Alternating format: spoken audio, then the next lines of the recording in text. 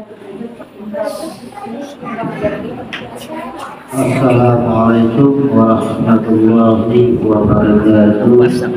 Alhamdulillahilladzi an'amana bi ni'matil iman wal islam wa nusallimu ala khairil anam nabiyina Muhammadin wa ala alihi wa sahbihi ajma'in. Amma jamaah qiyamul Ramadan yang berbahagia, insyaallah kita akan selalu dalam curah rahmatnya Allah Subhanahu wa Ta'ala, karena kita sedang melaksanakan qiyamul Ramadan yang disebutkan adalah hamba-hamba yang menghidupkan di bulan Ramadan. Namun ada banyak hal amalia di bulan Ramadan ini yang penting kita periksa atau kita koreksi.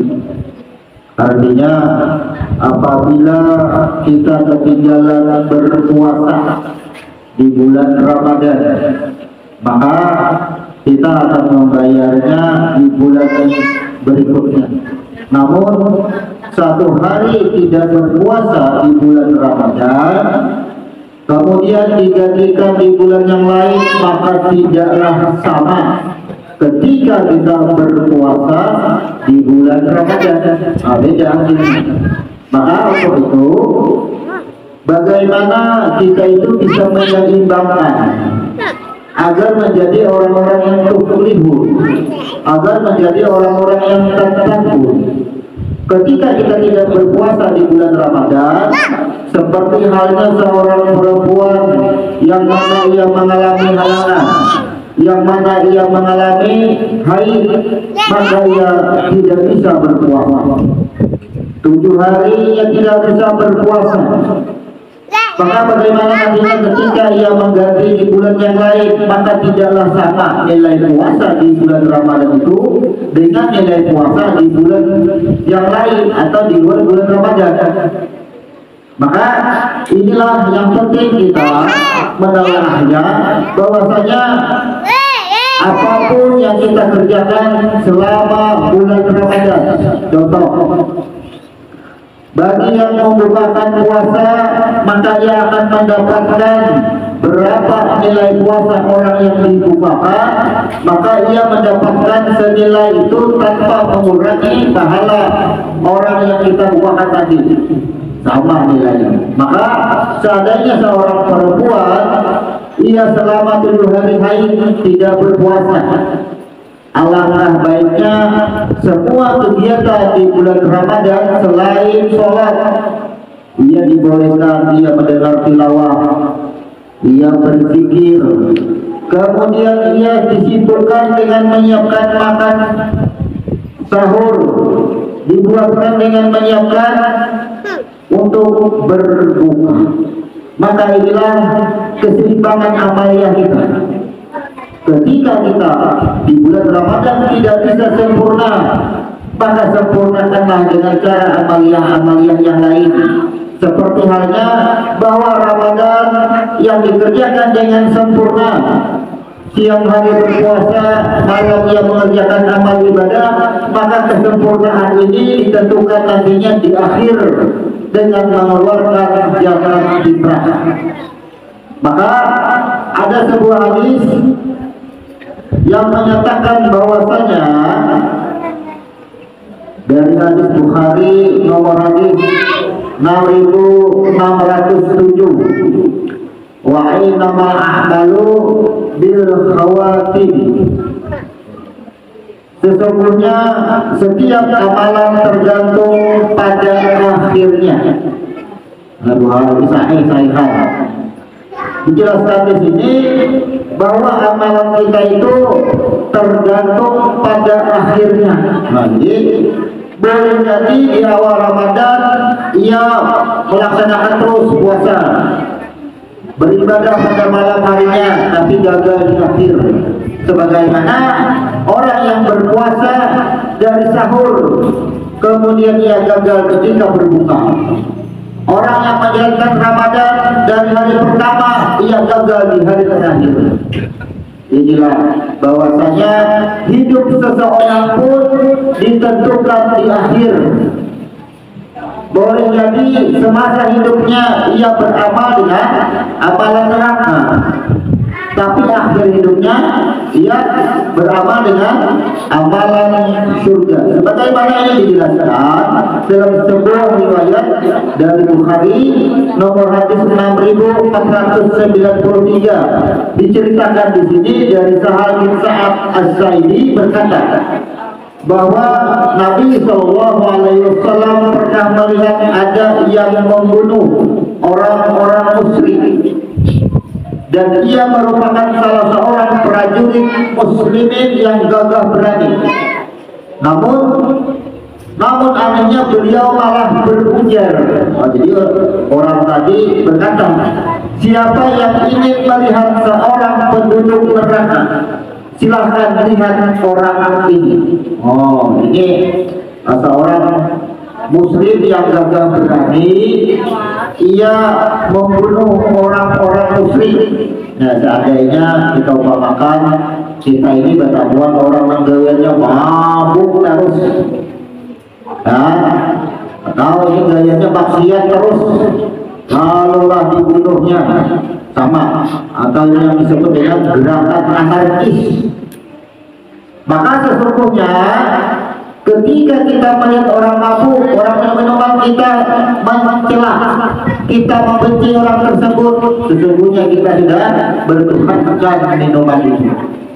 Kita yang menanggung yang salah akhirnya. Maka diceritakan di sini seorang prajurit muslimin yang gagah berani, ia membunuh banyak orang-orang musyrik, kemudian ia berkata dengan sombongnya, dengan angkuhnya, siapa yang ingin melihat seorang penduduk neraka? Ia menunjuk kepada orang musyrik.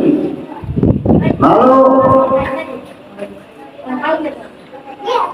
salah seorang mengutipnya atau menurutinya atau mengikutinya, terus ia hingga prajurit tadi terluka dan ia sendiri ingin segera mati. Maka diceritakan di sini ketika prajurit muslim tadi berujar, lalu ada yang menukari dengan bahasa kita, lu jual, gua beli, ini bahasanya. Ada yang menantang. Akhirnya ketika yang berikutnya tadi prajurit tadi terluka dan ia sendiri ingin segera mati, tak kuat menahan sakit. Artinya seorang prajurit tadi terluka, akhirnya ia ingin segera akhirnya mati, bertahan lagi. Lalu serta-merta ia ambil ujung pedangnya dan ia letakkan di dadanya, lantas ia hujamkan hingga menembus antara kedua lengannya. Ini prajurit muslim tadi ia berujar dengan sombongnya.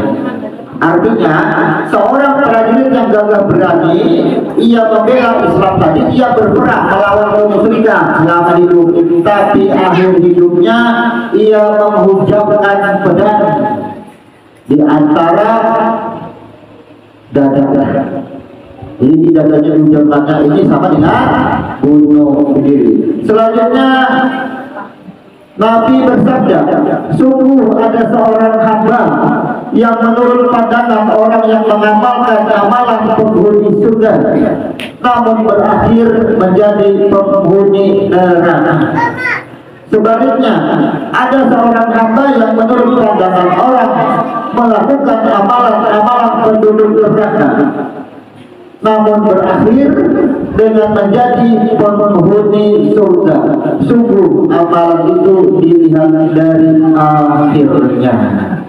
Maka kalimat hadis di sini menerangkan bahwa innamal a'malu bikhawatimiha.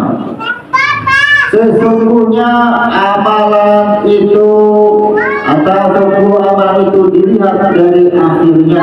Orang hidup dari lahir baik orangnya beribadah, tapi akhirnya sama dengan kehidupan berumah tangga. Di awal manis, setelah menjalani menemukan macam-macam, di akhirnya lain kisahnya. Orang hanya kawin, di awal puja-puji, setelah menjalani jadi bentrok lain lagi kisahnya. Nah ini sama, akhir ketika kita menjalani sesuatu itu, maka itulah yang disebut dengan ujian, tidak mampu menjalani di akhirnya.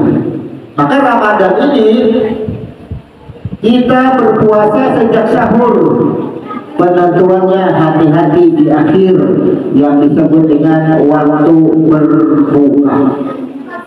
Oleh karena itu kita menyarankan ketika berbuka tahanlah, kendalikanlah, karena godaannya sangat luar biasa ketika berbuka itu. Untuk menahan satu biji wadah itu tidak akan mampu terkadang. Ini yang disebut dengan iftar. Kita di akhir perjuangan kalah. Disinilah kegagalan ketika kita beramal tidak memperhatikan hukum-hukum atau syarat-syarat yang kita kerjakan. Maka ada banyak kehidupan seseorang yang semasa hidupnya ia hanya berbuat jalim, tidak pernah ia melakukan kebaikan. Banyak diceritakan di dalam kitab tarikh. Silakan dibaca, itu yang ramai itu buku Sirah Nabawiyah, cerita di zaman Nabi dan cerita Nabi dalam kehidupan keseharian. Itu ramai kisahnya. Pernah dikisahkan pada zaman Nabi, para sahabat yang kehidupannya, contohnya Umar, semasa hidupnya ia melakukan musyrik.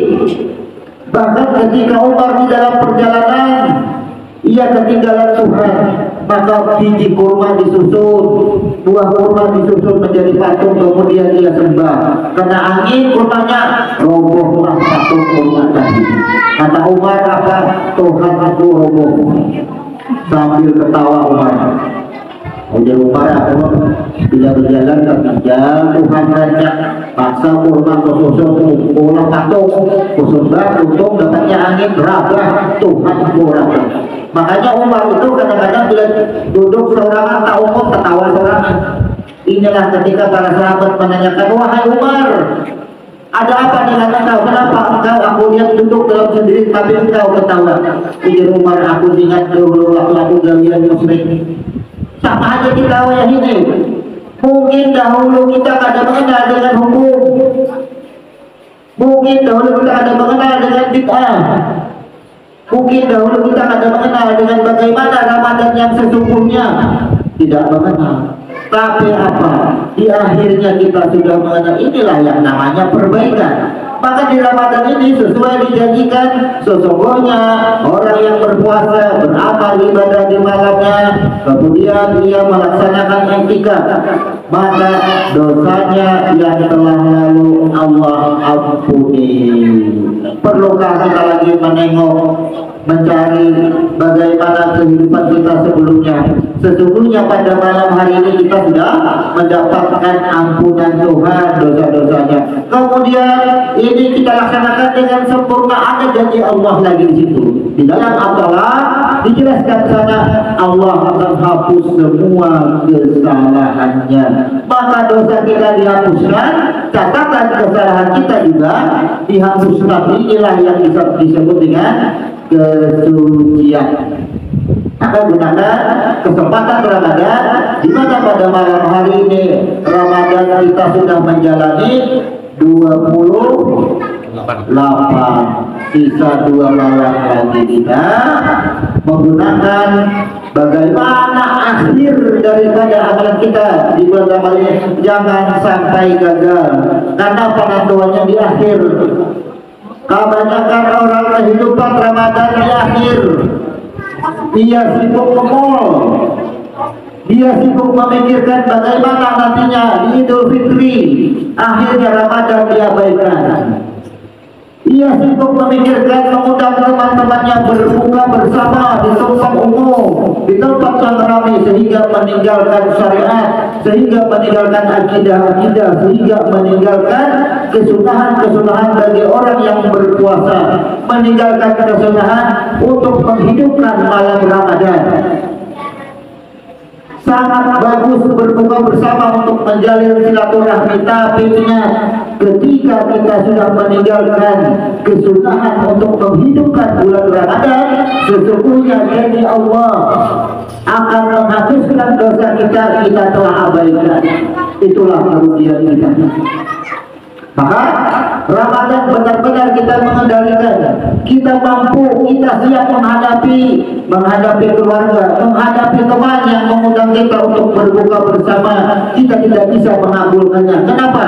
Karena aku ingin dosaku dihapuskan.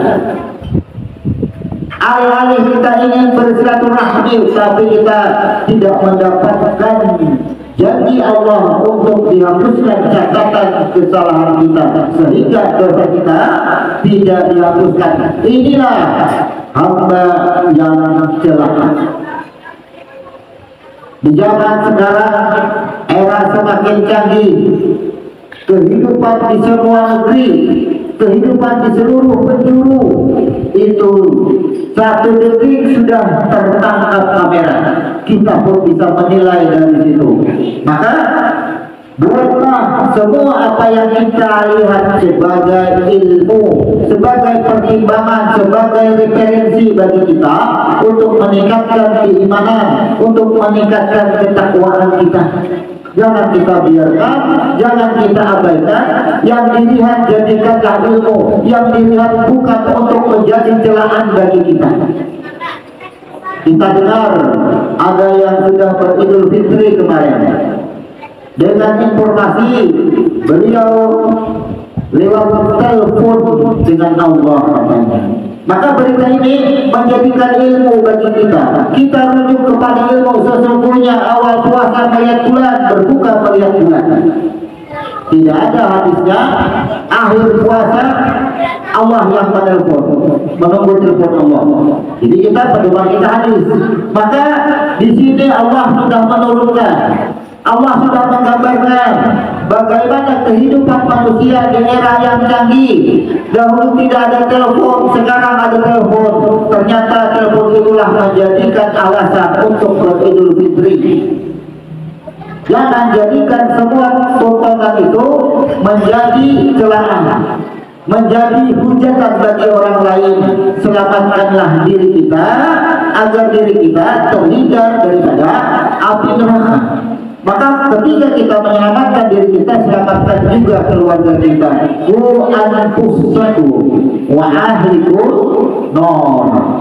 Ketika kita bisa mampu menyelamatkan diri kita, nafas kita, maka kita harus mampu juga menyelamatkan keluarga kita.